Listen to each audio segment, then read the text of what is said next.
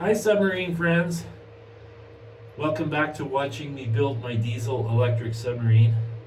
So yesterday I got the exhaust system put in and now I have to take it out.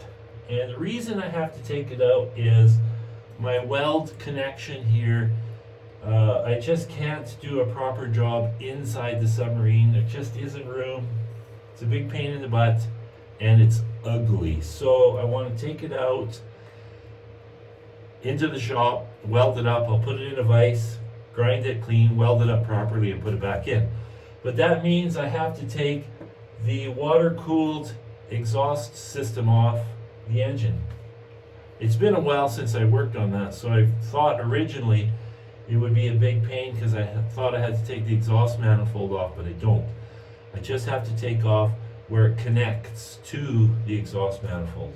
So, and I'm very, very lucky because we had a humongous snowfall this morning and I got the submarine in here just in the nick of time. So I'm pretty happy about that, or I wouldn't be able to work on it. So my timing was really, really lucky. So I'm going to start by taking off this guy right here. It's actually not that bad of a job. And I also found the rest of my roll of gasket material, so I will be able to put a proper gasket in here and seal it up properly. So my camera seems to be flickering. Oh, that's better. That's weird. So just finished taking this out. It's not too serious of a job. You know, another thing that I've noticed, see, I haven't been able to use the hatch to get in and out of the submarine because my ceiling height was too low in the other shop. And so I've been able to, now I'm entering through the hatch. And let me tell you, last year it was a workout getting in and out of the submarine 30 times a day. So once is okay, twice is okay, but in and out all day is very tiring because you have to push yourself up. It's a real workout by the end of the day. So I have installed this swinging seat bracket. So the seat just swings out of the way and then slides in and out. Fantastic. Beautiful, beautiful, beautiful. But anyways, it's the perfect height now. So I can get in and out of this submarine all day long and it's not tiring at all. Fabulous. That's a really big difference. I'm going to have to put my light on to get this out because it's kind of dark back here. I could put a big light in here, but then it's like blasting in my eyes. So the headlamp works the best. It's just not, the camera doesn't like it. Okay. I almost got this off. I actually, I put a piece of carpet in the front window because I was trying to make the heating more efficient. Holy cow, it got too hot. So now I have the heater on low. Hopefully it's not too noisy in the camera. And I've got some cold air coming in through here which regulates the temperature. Otherwise it would be just too hot in here. But that's kind of a good sign. Mind you, it's a small space. Okay, so that is unhooked. So now we just have to undo this up top here. That shouldn't be too hard.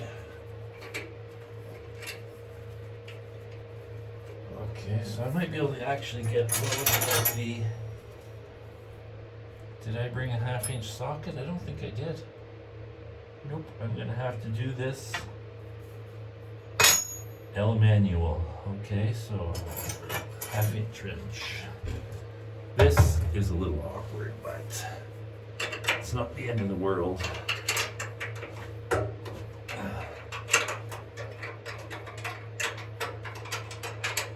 Would have been nice if I would have brought the socket though.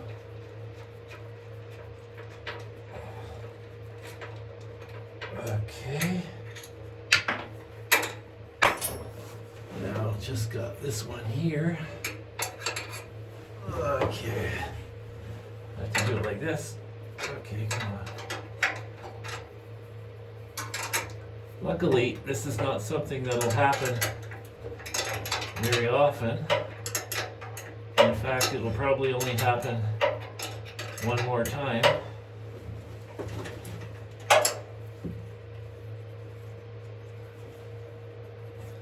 I deliberately used bolts there that are not the locking type. Okay, I'm just looking for my vice grip. I'm going to clamp that together so that I don't have to hold it up and fight it.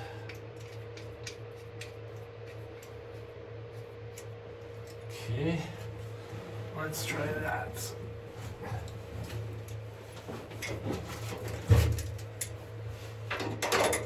There we go.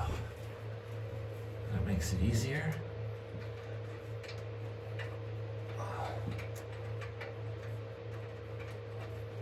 Almost.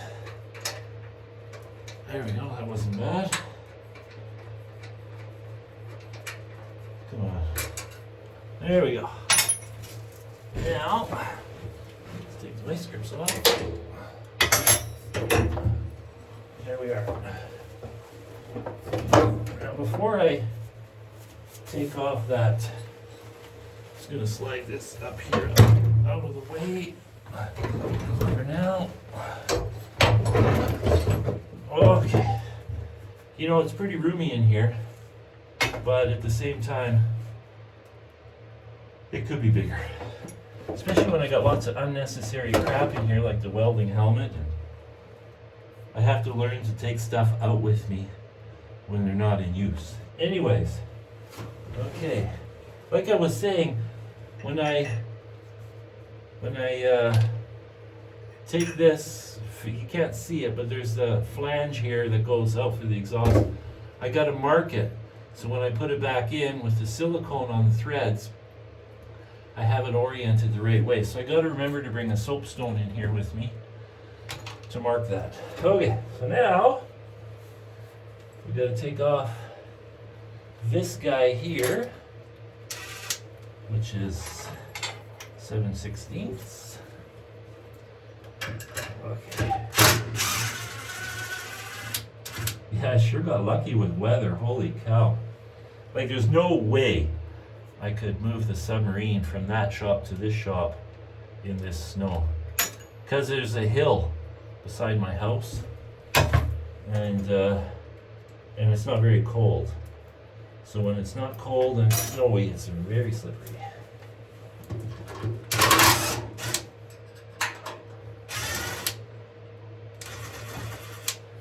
The hardest part of this job, I think, which is my fault,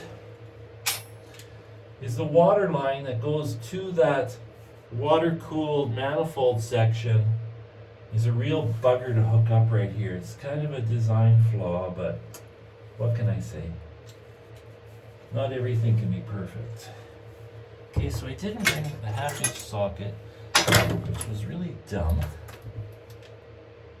Okay, so we need 12. I'll just have to do it the old-fashioned way. I gotta undo the alternator.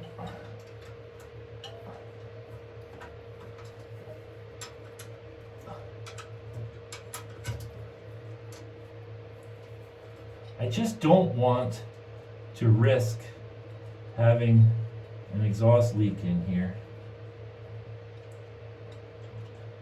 I do know that my flexible coupler, I think it leaks a tiny bit. When I first start up the engine, I can get a little whiff of exhaust, but I'm not worried about that because that's inside the engine compartment, and that little bit of exhaust leak just gets sucked into the engine, so that's not so bad. Okay, so now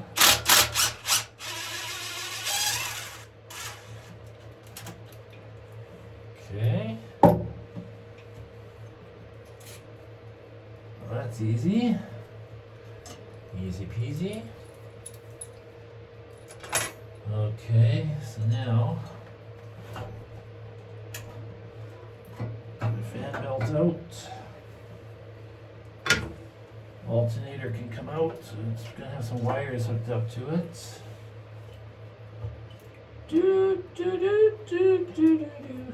I might be able to just leave that right there. There's enough slack in these wires. Look at that. That's lucky. Okay. So now it's just 4 bolts to undo there, and out she comes.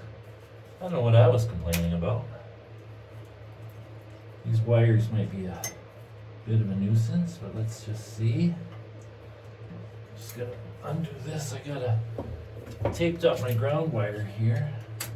There we go. Get that out of the way. I'm gonna have to feed it through there. I'm gonna have to undo that. Oh, that sucks. I know that's a real bugger to hook up that stupid water line. But we have to have it, so no point complaining. Okay.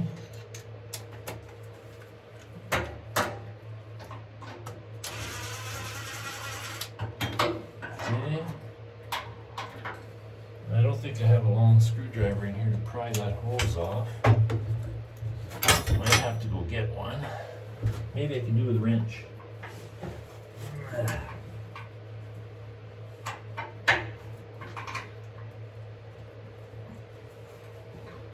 Nope, I'll have to do it with a wrench. Or I mean a screwdriver. So now we've got 4 bolts, 13 millimeter. Oh. You know, you should always take the easiest bolt off last. Because if you take it off first, then you got to fight with the last bolt because you got the weight of the item. So I almost made that mistake. So I'm going to remove this alternator bracket because I don't want to have to contort myself too much. And this shoulder's really buggered, so. The only thing is, when I take these out, I lose antifreeze, so I have to put the bolts back in. Oh yeah, it's just the one. But I'll put both in so I don't lose one. Let's see if that can tighten up.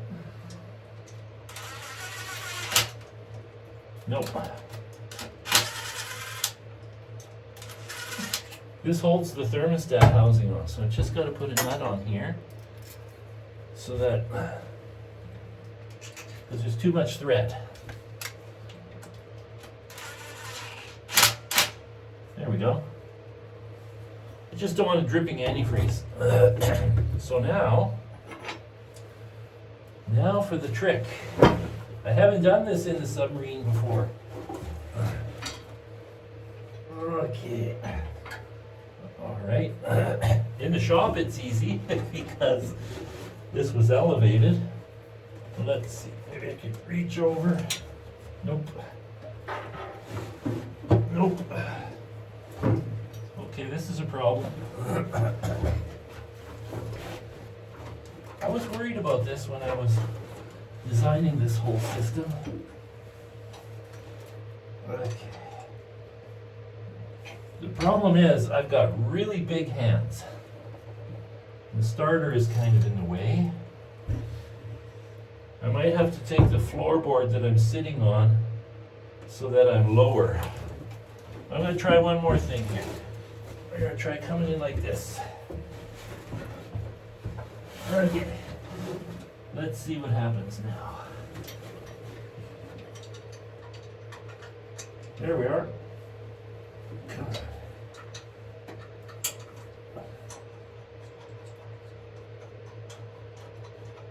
Okay, that's not bad at all.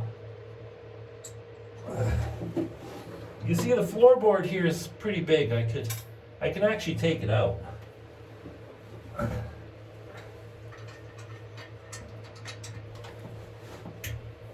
Okay.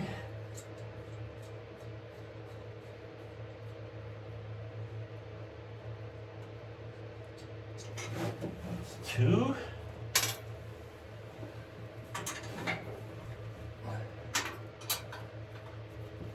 Okay.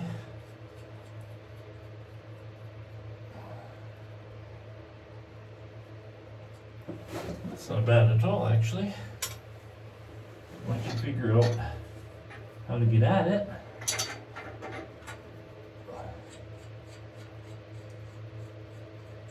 Okay. Got it. All right, now. Whew. Yeah. All right, let me just see here about this hose situation. I think that hose is going to be a... Oh, look at that.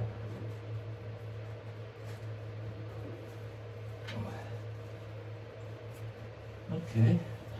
Well, that's going to help for putting it back on. I didn't try that before. So I got a hose up here. Dum, ba, dum, dum, dum, dum. Okay.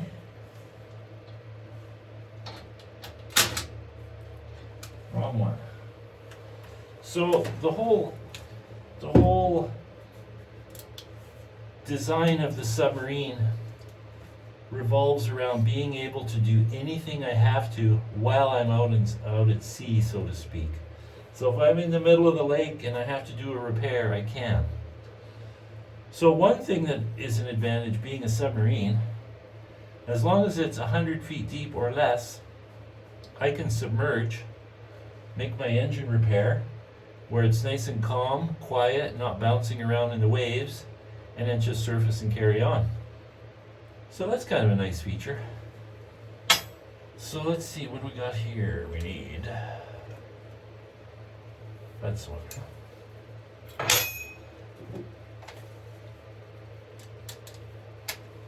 My big problem is boaters. So I'm going to tow. Normally when I'm on a lake, I tow a buoy. So, you know, somebody has asked me in the past if I have a detachable buoy to go to the surface. But I always tow a buoy. So when I dive, there's a buoy. And because this submarine is only going to operate 200 feet, that's no big deal. So you just have a buoy. I could even have a place for the buoy to just sit on the deck, so I'm not literally dragging it along while I'm traveling. And then when I dive, it just stays on the surface. But mainly I'll be towing my 10-foot inflatable boat. For one, it's a lifeboat, and for another, boaters can't miss it. And then if I put a diver below flag in it, hopefully the boaters know what a diver below flag means. But when you talk to divers, boy, they sure complain about that. Boaters not respecting that flag. I hear it all the time. Okay. So, undo that guy. Bada boom, bada bing. And that one there, I'm just going to do a little slit because it's long enough that I can afford to lose some of the length.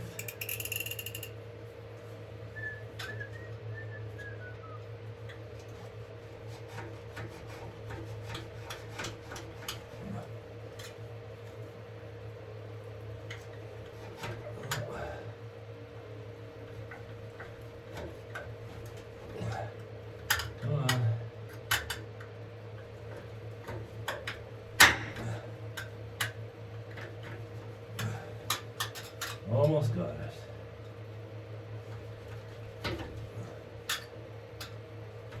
There we go. And just do a slit on there. And there we are.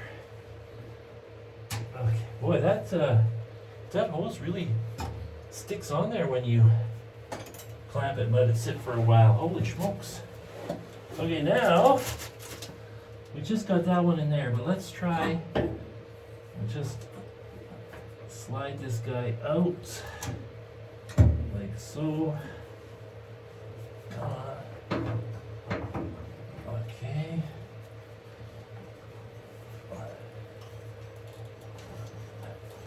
So we just got this hose right here. It's being stubborn, of course. But I think I could twist him off.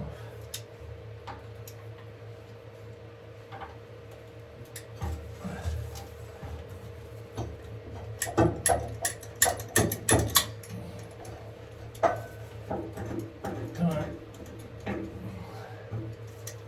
Okay, now it should come on.